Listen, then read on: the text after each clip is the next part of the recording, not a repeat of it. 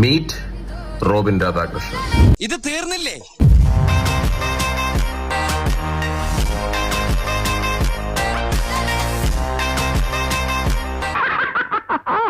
വന്ന് അടുത്ത കോമഡി. കഴിഞ്ഞ കുറച്ച് ദിവസങ്ങളായി അബിൽദേവും ലക്ഷ്മിയും ഞാനും കൂടെ പ്രസ് മീറ്റ് ഒക്കെ നടത്തി. നിങ്ങൾ കുറച്ച് കാര്യങ്ങളൊക്കെ അറിഞ്ഞിട്ടുണ്ടാവും. വടക്കേ പറമ്പ്, കിഴക്കേ പറമ്പ്, ഇപ്പൊ പടിഞ്ഞാറേ പറമ്പ്, എല്ലാം കൂടെ എന്നെ തെക്കേ പറമ്പിലേക്ക് എടുത്തിട്ട് അടങ്ങുമല്ലേ. ഇനി നമ്മൾ അറിയാൻ പോകുന്നത് റോബിൻ എന്ന് പറയുന്ന വ്യക്തിക്ക് BJPന്റെ സപ്പോർട്ട് കൊടുത്തിരുന്ന കുറച്ച് കഥകളാണ്. അവൻ പറയുന്നതിൽ വാസ്തവമുണ്ട് സജ്ജി.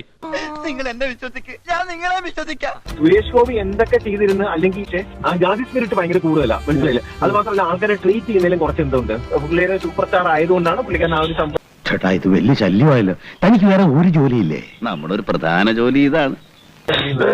റോബിൻ ഇത് ആണെന്ന് പറഞ്ഞു കഴിഞ്ഞാൽ ഇതിന്റെ ഫുൾ കോൾ റെക്കോർഡിംഗ് ഞാൻ അയച്ചു തരാം റോബിന്.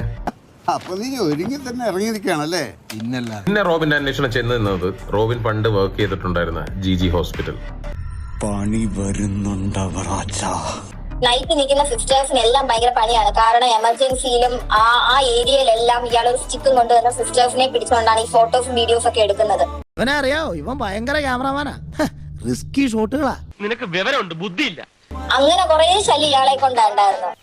വൃത്തികെട്ടവൻ. എന്തോന്നാടോ ഇത്? എവിടെ നിന്ന് കിട്ടിയോടോ ഈ ഉണ്ടാക്കണേ? ഒരെണ്ണം കൊടുക്കട്ടെ സാറേ. പെണ്ണിനെ കയറി പിടിച്ചെന്ന് പറയുന്ന സീനിനെ കുറിച്ച് വല്ല ക്ലാരിറ്റി ഉണ്ടോ? ഈ പെണ്ണിനെ കയറി പിടിച്ചു എന്നല്ല ചേട്ടാ, പൊതുവെ ഇയാളുടെ ബേസിക് നേച്ചർ എന്ന് പറയുന്നത് ഇയാളോട് എല്ലാ പെമ്പിള്ളാർക്കും പ്രേമം തോന്നും എന്നുള്ളതാണ്. ആ പെമ്പിള്ളാർ ആര് മോശമാണെന്ന് ഞാൻ പറയില്ല, കാരണം എല്ലാം ഇയാളായിരിക്കും മോശം. മനസ്സ് ചിത്തേക്ക് നോക്കണ്ടല്ല, എന്നെ നീട്ടൊന്നുമില്ല. മാതാശ്രീയെയും ബഹൻശ്രീയെയും തിരിച്ചറിയാത്തവൻ ഇവനമ്പങ്ങളൊന്നുമില്ലേ?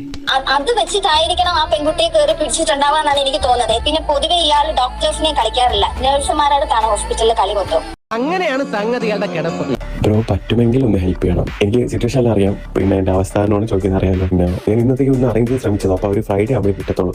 ഒന്ന് പറ്റുകയാണെങ്കിൽ ഒന്ന് ഹെൽപ്പ് ചെയ്യണമെങ്കിൽ. ചക്കരയല്ലേ പ്ലീസ്, ചക്കക്കുട്ടല്ലേ. നീ എങ്ങനെ സുഖിപ്പിച്ച് പുകഴ്ത്തി എന്നെ സോപ്പിടൊന്നും വേണ്ട. ഈ ഫൂളിഷ് ലൈസ് ഒക്കെ എല്ലാവരും വിശ്വസിക്കുന്നു വിചാരിച്ചിട്ടാ? സ്വന്തം ഇഷ്ടത്തിന് തട്ടിവിടുന്ന നാക്കെടുത്താന്ന് പറയൂ.